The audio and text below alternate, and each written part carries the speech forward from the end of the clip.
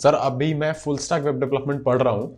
मेरे पास HTML CSS हो गया है एंड JS बेसिक सीखा है। DOM GSAP के फ्रंट एंड प्रोजेक्ट्स बना लेता हूँ। क्या सर मुझे अप्लाई करना चाहिए? मेरा मन तो है बहुत सीखने में, बट अभी बिगिनर हूँ, प्लीज बता दीजिए। यार इस वीडियो में हम बात करते हैं, ये कमेंट जैसे महेश ने करा एंड बाकी बहुत सारे लोगों का क्वेश्चन होता है कि हम सीख तो रहे हैं प्रोग्रामिंग कोडिंग कर रहे हैं, लेकिन अप्लाई कब करना चाहिए जॉब्स में? हम अप्लाई करना कब शुरू करें? कॉन्फिडेंट मैं कब हूं कि मेरे को जॉब मिल जाएगी नहीं मिलेगी, जो भी होगा जैसे भी होगा। तो देखो, इसमें दो तीन चीजें हैं जो मैं बताना चाहता हूं, जो शायद आपको ना पता हो या आपको इन्फॉर्मेशन ना हो। पहली चीज तो ये है कि आप ये मान के चलो कि आपको फर्स्ट इंटरव्यू, जो लाइफ का फर्स्ट इंटरव्यू, पहला इंटरव्यू दे रहे हो, वो आपको क्रैक क्यों करना है?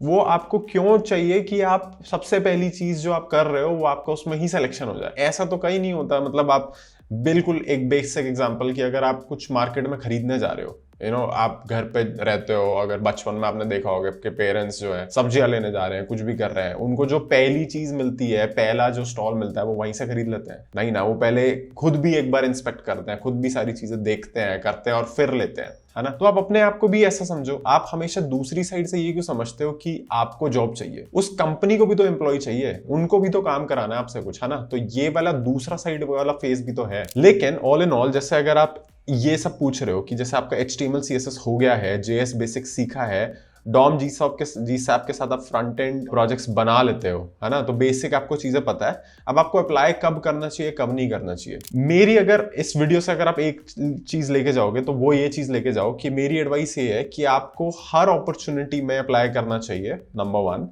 नंबर 2, उन अपॉर्चुनिटीज में ज्यादा टाइम वेस्ट मत करो, रिजेक्शन के लिए रेडी रहो, और जो रिजेक्शन आपको मिल रहा है ना, उस रिजेक्शन पे ट्राई करो कि आपको थोड़ा सा डिटेल्ड फीडबैक मिले। अब कंपनी स्टार्टअप्स बहुत ज्यादा बिजी भी होते हैं, कभी कभी वो आपको सिर्फ एप्लीकेशन रेज्यूमे देख के रिजेक्ट कर देंगे कि आपके पास वर्क एक्सपीरियंस ही नहीं है, या आपके पास स्किल सेट्स जो उनको चाहिए वो ही नहीं है, या आपने उनको ढंग से इंप्रेस नहीं करा, है ना? इस वीडियो में बस आपको ये बता रहा हूं कि आपको कब अप्लाई करना चाहिए, कैसे अप्लाई करना चाहिए, कैसे रीच आउट करना चाहिए फाउंडर्स को या इवन कंपनीज को प्रॉपर्ली। वो मैं किसी और वीडियो में भी कवर कर दूंगा, उसके लिए आप लाइक सब्सक्राइब कर दो। कब अप्लाई करने के लिए मेरा फिलॉसफी, मेरा फंडा तो ये है कि अगर आप 3-4 महीने प्रिपेयर कर चुके हो, जो भी है, फ्रंट एंड सीख रहे हो, फुल स्टैक सीख रहे हो, मोबाइल सीख रहे हो, कुछ भी सीख रहे हो, उसके बाद आप कंपनी सोर्स आउट करना शुरू करो, स्टार्टिंग फ्रॉम द वंस जो आपको बिल्कुल पसंद नहीं है। ठीक है, ये थोड़ा सा काउंटर इंट्यूटिव लगेगा आपको एडवाइस, लेकिन आप पहले उन कंपनीज में अप्लाई करो जो कंपनीज आपको कुछ खास पसंद नहीं है, या आपको लग रहा है कि भाई इनमें मेरे को काम करने में बहुत ज्यादा मजा नहीं आएगा। क्यों? क्योंकि वो आपका एक इंटरव्यू प्रैक्टिस हो गया, है ना, एक तरह से। क्योंकि अगर आपका सिलेक्शन हो भी गया तो ऐसा थोड़ी है कि आपको ज्वाइन करना ही है। आप उनको कह देना कि मतलब आप ऑफर पे नेगोशिएट कर लो, या आप मतलब सपोज बेस्ट केस तो ये है कि आप इनके साथ इंटरव्यू कर रहे हो, उन्होंने आपको ऑफर भी दे दिया और आपको कंपनी पसंद भी आ गई, तो आपका तो प्रॉब्लम ही सॉल्व हो गया, है ना? लेकिन फिर भी आप उन कंपनी से स्टार्ट करो जिनमें आपको कुछ खास इंटरेस्ट नहीं है या आपको पसंद नहीं है वो कंपनी, उनके लिए आप अप्लाई करो, उनके लिए प्रिपेयर करो, एंड वहां से अगर आप रिजेक्ट होते भी हो तो आपको पर्सनली कुछ हिट नहीं होगा, है ना? इमेजिन कि आपका गोल है कि आपको सपोज गूगल में जाना है ना, बड़ी एकदम बड़ी कंपनी में, तो आप बिल्कुल बेसिक नीचे से आओ, ऐसी स्टार्टअप से, ऐसे कंपनी से स्टार्ट करो जिनका हायरिंग प्रोसेस थोड़ा सा सेम है, जो DSA ही पूछ रहे हैं, जिनका फर्स्ट राउंड ऐसा है, इंटरव्यू में आपसे वो कुछ चीजें पूछ रहे हैं, एंड देन आप स्टेप अप करो, है ना? गूगल थोड़ा बहुत ही बड़ा एग्जांपल हो गया, आप थोड़ा और छोटी कंपनी ले लो, कुछ क्रेडिट टाइप ले लो, रेजर पे ले लो, कुछ भी ले लो, बेसिक इंडियन कंपनी ले लो कोई, उसमें आपका गोल है तो आप उल्टा चल लो, क्या दिक्कत है? आप इंटरव्यू के लिए प्रिपेयर तो करोगे ही, जैसे करोगे, जस्ट इससे वो एक केस ऑफसेट हो गया कि जब आपको लग रहा है कि यार मैं तो रिजेक्ट हो जाऊंगा, क्यों, क्या प्रॉब्लम है? आप रिजेक्ट भी होगे तो पहली चीज आपको कंपनी इतनी पसंद नहीं है, तभी आपने उसमें अप्लाई करा स्टार्टिंग में। सेकंड चीज, अगर आप रिजेक्ट हो भी गए तो आपको एक कंस्ट्रक्टिव फीडबैक मिल रहा है ना, एक चीज मिल रही है।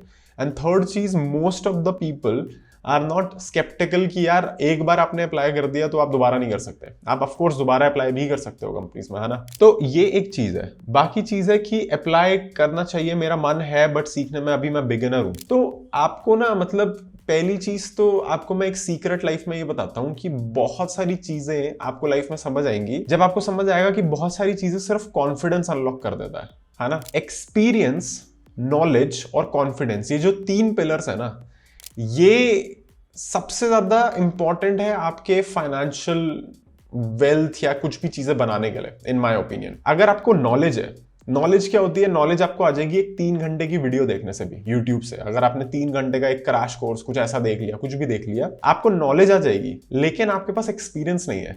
एक्सपीरियंस के लिए आपको हैंड्स ऑन कोडिंग करनी पड़ेगी, आपको खुद से कोड हाथ से लिखना पड़ेगा, आपको स्ट्रगल करना पड़ेगा, आप बग्स में फंसोगे, चीजों में फंसोगे, उससे आपका बिल्ड होगा second pillar which is experience. And third pillar जो आपका कॉन्फिडेंस है, कॉन्फिडेंस आपका बिल्ड होता है टाइम के साथ। जब नॉलेज और एक्सपीरियंस वाले दो पिलर्स आपके खड़े होते हैं, तब कॉन्फिडेंस वाला third pillar automatically it just starts rising जैसे जैसे टाइम जाता है ना। एंड जॉब में स्पेशली इंटरव्यूअर के सामने जब आप वन ऑन वन बैठे हो, तो यार सिलेक्शन सिर्फ उन लोगों का ही होता है जिनका या तो नॉलेज पिलर इतना ज्यादा ऊपर है कि इंटरव्यूअर सामने से ही कुछ कह दे कि यार भाई इसको तो बहुत ज्यादा नॉलेज है, इसको बहुत ज्यादा एक्सपीरियंस है। अगर इसके पास कॉन्फिडेंस भी नहीं है, बात नहीं कर पा रहा, कोई बात नहीं, कोई दिक्कत नहीं है, I'll still listen। या फिर आपके तीनों पिलर जो है वो एक डिसेंट साइज के हो, डिसेंट रेंज के हो। अभी होता क्या है कि आप नॉलेजेबल तो हो, आप वीडियो कोर्स डाउनलोड कर लोगे, कुछ भी देख लोगे, आपने काम नहीं करा हुआ, आपने एक्सपीरियंस नहीं लिया हुआ। और एक्सपीरियंस कैसे गैदर होता है? जैसे मैंने कोडिंग के लिए बताया, आपको हैंड्स ऑन कोडिंग करना पड़ेगा, खुद से लिखना पड़ेगा।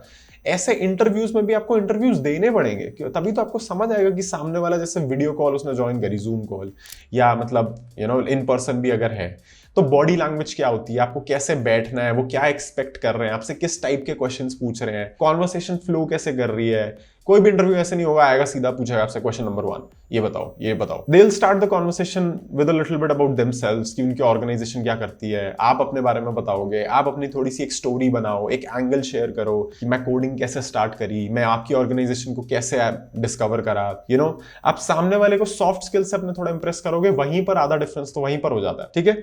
बट इस वीडियो में अगेन मैं उस साइड पे थोड़ा नहीं जाना चाह रहा कि आपको कैसे इंटरव्यू वगैरह में अप्लाई करना है। मैं बस ये बता रहा हूं कि आप अप्लाई करना शुरू करो। आपको लग रहा है कि आप फेयरली कॉन्फिडेंट हो, थोड़ा सा आपका पिलर बढ़ रहा है वो कॉन्फिडेंस का, आप अप्लाई करना शुरू करो। जस्ट रिमेंबर द फैक्ट कि वो इंटरव्यू आपका जब रिजेक्ट होगा तो आपका कोई भी पिलर नीचे नहीं जाना चाहिए, है ना। कहीं किसी ने आपको रिजेक्ट करा, आप कहो कि भाई मेरा तो कॉन्फिडेंस खत्म हो गया। ये चीज नहीं होनी चाहिए, ये माइंडसेट नहीं होना चाहिए, क्योंकि आप ये मानो कि आपको रिजेक्ट होना ही है। आप इस माइंडसेट से ही जाओ, आप इस माइंडसेट से जाओ कि मैं एक तो प्रैक्टिस कर रहा हूं इंटरव्यू की, तभी मैंने वो बोला कि आप सबसे ऐसी कंपनीज में अप्लाई करो जिनमें आपको काम नहीं करना। सेकंड माइंडसेट से आप जाओ कि मेरे को जो भी फीडबैक मिल रहा है उसको मैं इनकॉर्पोरेट करूंगा नेक्स्ट कंपनी के इंटरव्यू में, ठीक है। प्रैक्टिस कर रहे हो आप कि क्या क्वेश्चन, क्या चीज है, मैं कैसे बोल पा रहा हूं खुद से भी। सेकंड, आप उनसे पूछो, फीडबैक लो कि मैंने कैसा इंटरव्यू दिया, क्या चीज है, सॉफ्ट स्किल साइड पे अगर कुछ सही था, कुछ गलत था, कोई फीडबैक अगर आपके पास हो। अगर आप live one on one call पर हो तो वो तो बहुत ही ईजी है, आप एंड ऑफ द इंटरव्यू पे ही पूछ लो कि I would request 2 more minutes from you sir, if you can just tell me ki how was my interview on a soft skill basis and I'm just trying to improve my skills, I'm new in the industry। आप बोलो अपने आप को, आप एक beginner जैसे आप यहाँ पर बोल देते हो ना कि मैं बिगिनर हूँ प्लीज बताओ, आप ऐसे ही इंटरव्यू में भी आप बोल दो at the end of the interview कि आपको पता है कि बेकार ही गया है या जैसे भी आपको हुआ नहीं, तो आप पूछ लो।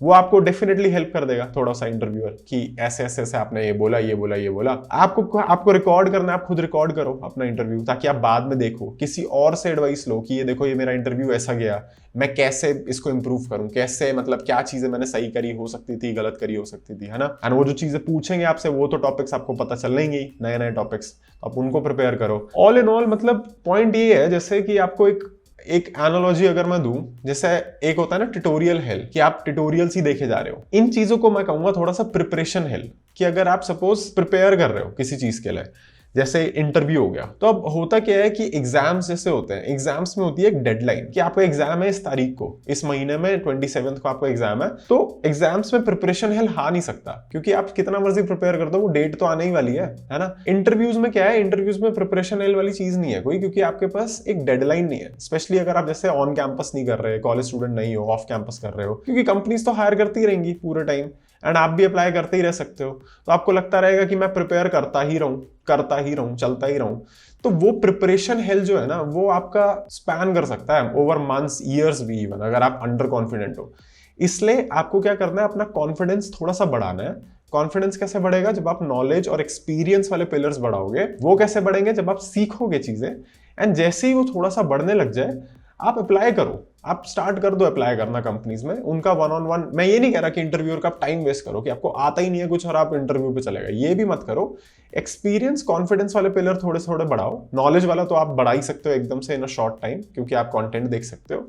एक्सपीरियंस कॉन्फिडेंस वाले बढ़ाओ एंड बेस्ड ऑन आपको जो फीडबैक मिल रहा है उन इंटरव्यूअर्स से, उसको आप इनकॉर्पोरेट करो हर नेक्स्ट इंटरव्यू में। ठीक है, ये आपकी स्ट्रैटेजी होनी चाहिए। आई थिंक मूविंग ऑन, अगर आप प्रिपेयर कर रहे हो किसी भी जॉब के लिए, किसी भी इंटरव्यू के लिए, आई थिंक ये this even transcends coding in general. मतलब आप जनरली अगर किसी भी इंटरव्यू रोल के लिए प्रिपेयर कर रहे हो, it's okay, you can apply. बस ये याद रखना कि उस इंटरव्यू में रेडी रहो आप रिजेक्ट होने के लिए। उस माइंडसेट से जाओगे तो आपको वो कॉन्फिडेंस वाला पिलर नीचे नहीं गिरेगा कि यार खराब हो गया कुछ। ठीक है, तो that is all for this video. Next video में और बातें करते हैं इंटरव्यूज वाली चीजों की, और इंटरेस्टिंग चीजों के बारे में पूछते हैं, डिस्कस करते हैं। आप नीचे कमेंट्स में बताओ कि आपका इंटरव्यू एक्सपीरियंस कैसा रहा। आपके पास अगर कोई टिप्स हो जो ऐड ऑन करें इस वीडियो को, या फिर इन जनरल आपके पास कोई भी ऐसी एडवाइस है जो हेल्प करे बाकी लोगों को, तो आप वो नीचे कमेंट्स में बताओ। मैं मिलता हूं आपको अगली वीडियो में।